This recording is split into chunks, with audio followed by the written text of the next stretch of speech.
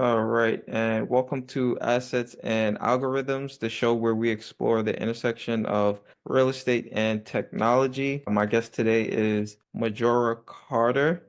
Thanks for joining me today. Happy to be here, Derek. Thanks. Absolutely. I'm excited about this one. I love the mission and everything that you're doing in the community as it relates to Bronxlandia and the themes around it. So I'd love to dive right in and have you speak to that, some of your background, your experience, and how everything fits into the vision of reclaiming value in underinvested neighborhoods. Yeah, thank you for that intro. Yeah, so I'm coming to you live from literally 2 blocks away from the house I grew up in, in the Hunts Point section of the South Bronx in New York City, which when I was coming up, it was the kind of place where people, if you grew up as a smart, kind of bright, nerdy kid, or even one that was, athletically or artistically inclined, and I was only, academically and artistically inclined. At the time. But literally, folks would tell you, like, as even as a small child, that you're going to grow up and be somebody, and you're going to, that, and, but it was clear that the subtext was never that you were going to grow up and be somebody and stay in this neighborhood. It's just like the whole point was brain drain. And the smart kids were led to believe that, you had to measure success by how far you got away from here. So I grew up believing that as the neighborhood went through all manner of financial disinvestment. There was an era called the Burning Bronx where landlords were torching buildings to collect insurance money because there was literally, thanks to all the redlining that still continued to happen here, you couldn't get loans or mortgages, business loans or otherwise, in Mhm. communities like this. People were people who would go when they could. If you own real estate like my family did, it was practically worthless except for the fact that it was a home for people to live in. And so we stayed.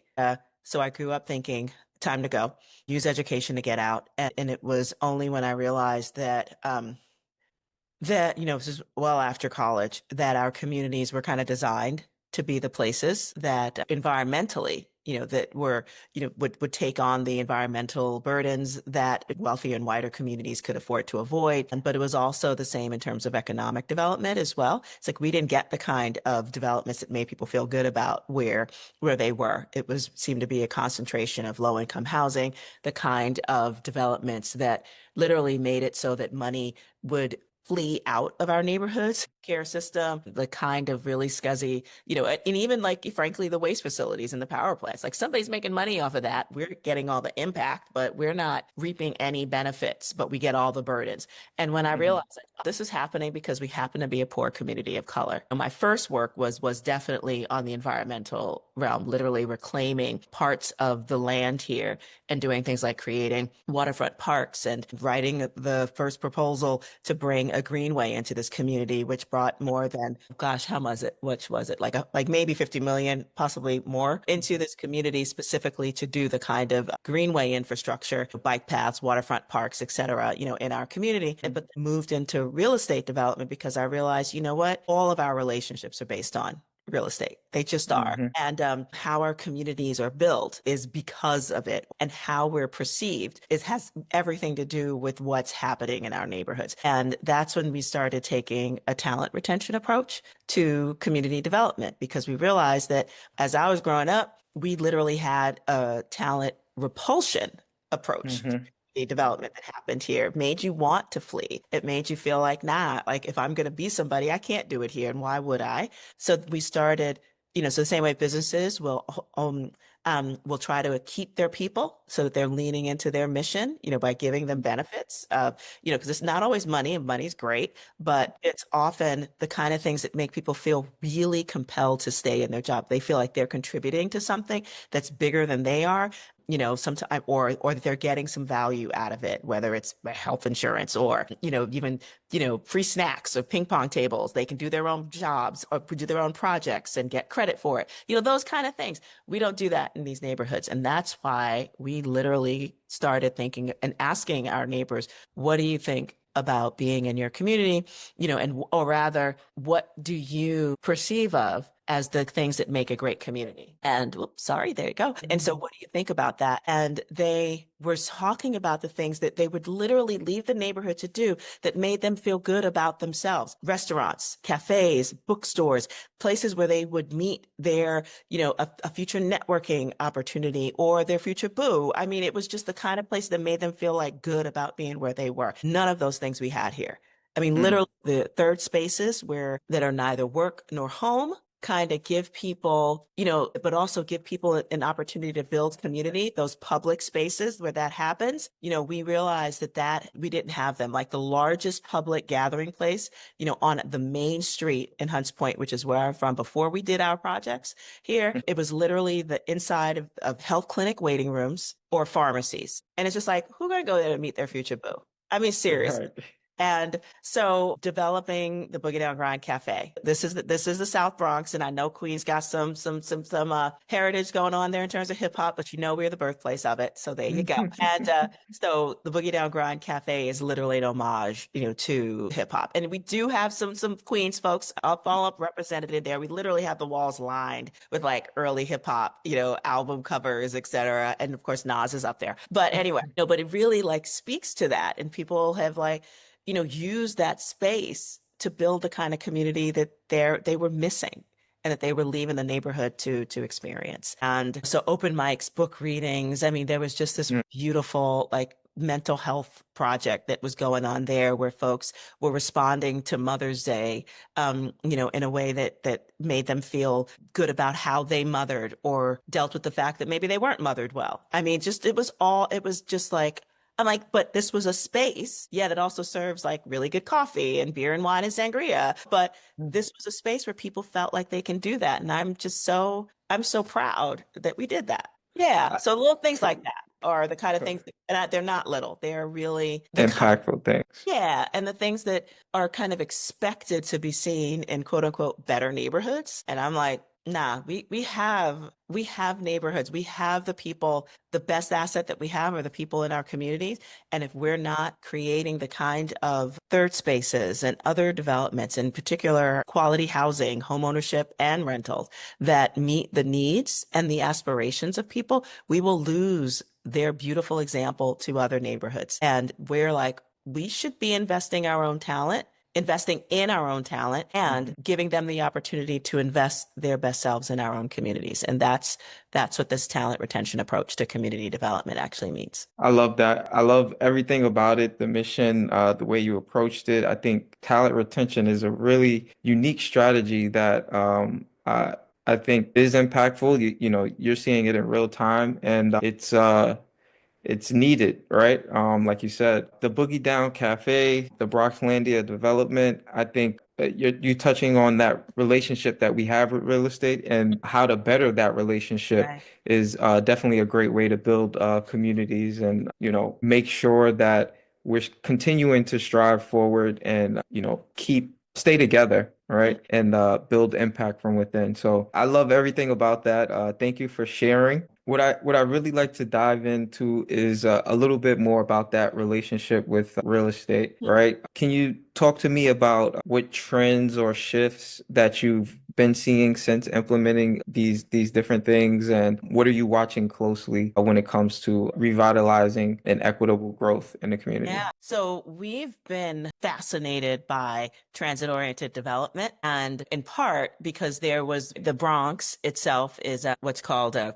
literally, oh my gosh, it's the largest reverse commute area in all the entire country. And I bet some of your folks know what that means, but for others that don't, like policy wonky people who talk about transit, stuff like that. But anyway, it means that there's a section, of a city where people have to literally leave it and then, to pick up a train or some kind of other kind of transit and then literally go right past the part of the city where they were in order Mm, to generally go to job opportunities and business opportunities pass it. mm, And so the Bronx, literally people who live in the Bronx have to go down to 125th Street or Penn Station to pick up trains that take them again right through the Bronx and then past it to go to many of the economic sectors up there, in particular in healthcare. And so it's kind of like, but we can't pick up a train here. So there's been a proposal on the book since the Carter administration.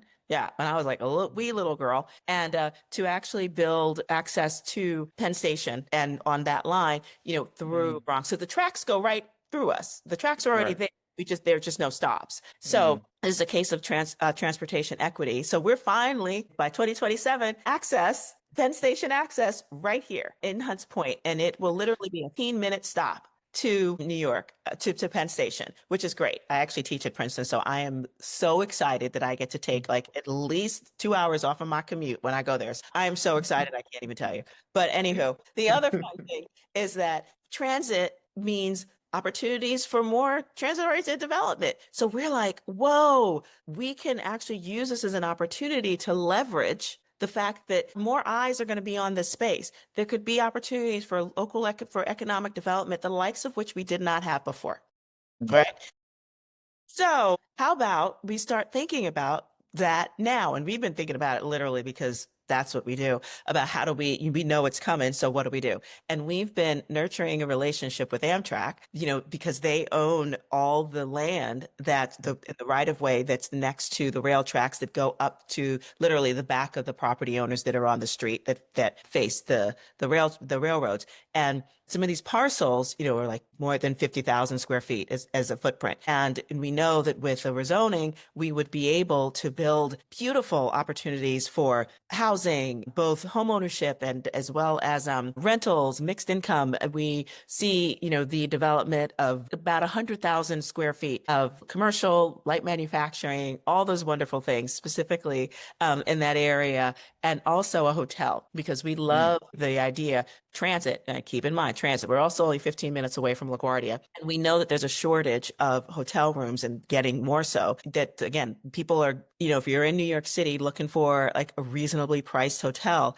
you're probably going to have to go to Jersey or so Mhm. far out in Queens or even Long Island to get those places. It's just like, you've got to be kidding, especially since the Airbnb market's been kind of decimated. So we know that this is going to be an opportunity for us. And so we're actively working, in partnership with Amtrak to just set the stage for these sites to be developed. Mhm. And I'm very excited about that. Listen, that's wonderful. I'm excited about that. Congrats on that win, being able to have that transit equity. I've experienced some of that myself, living in Queens, so Mm, I definitely know how impactful that can be. yeah. Especially in New York, where this is, the transit, one of the transit capitals of the world, I would say. Yeah. So I love that again. I want to pivot a little bit to talk about how you guys are building in the community, all of the amazing things you just mentioned. How has technology been able to support your mission? How have you been able to use it and implement it to grow and push that mission forward? I mean, for the Bronxlandia project, we literally just started the process today, but I think it is connected to technology, even though it's very, highly personal, but what technology does is kind of bring it to the people. But part of our capital stack for redeveloping Bronxlandia, which is a former and a current historic rail station designed by Cass Gilbert, amazing architect that did the Woolworth building as well. So we have this little rail station that we're transforming into an event hall. And we have actually since the very late 2021 used it as an event hall. The problem is that we don't have heat or air conditioning. So we can only use it. It's very limited in the amount of time we can use it. So if it's cold or too hot, we can't really do that. And it's hard to actually do a performer based on the weather, frankly, because people will be like upset if it's really cold or if it's really hot. Folks self-select out before we can, even though we know it's an amazing space and everybody does too. So one of the things we want to do is make sure that so we have to get that place to the point where we can operate it 365 days out of the year. And so we're still very close to financing the part of it. But what we really want to do is make sure that local community members can actually fully participate in being able to invest in a community development in their own neighborhood. So we're using, thanks to the changes, with the Security and Exchange Commission, we are really trying to we're working, with a company called Small Change, which is a Hmm. crowdfunding platform. And that Hmm. allows us to do some really amazing, that allows us to do that so that small investors, and so we're working, we literally just like started the paperwork today, is going to give us an opportunity to allow people to have the same kind of return on investment if they're contributing, excuse me, if they're investing, because it's not a contribution, they'll get paid back. Let's be real clear. It'll be like it'll be like maybe $250 would be the base that people could give, and they could give more, but their rate of return will be the exact same thing as someone who's giving, half a million, which would be awesome. So there you go. Yeah. Absolutely. I love And that. that's all technology based. Like Right. seriously, it's been done. Like it makes it so that we can actually participate, because otherwise there's no way we'd be able to handle it on our own. It's quite a specialized thing that someone has used technology to make it work better. I think that's a great answer. Being able to use these technology-based crowdfunding platforms not only allows you to reach a broader audience to spread the message, but also get a bit more creative with raising those funds to be able to push those projects forward. So I really love that answer. And people out there who may be thinking about making an investment or maybe interested in partnering with you. I know that you are also looking for equity partners as well. So I'll be sure to include any information regarding that in the show notes as well. That'd be great. For sure. So I want to ask you about these award-winning projects that have been resonating with the community at a high level. It seems like it obviously is working really well. You're getting rewarded for it.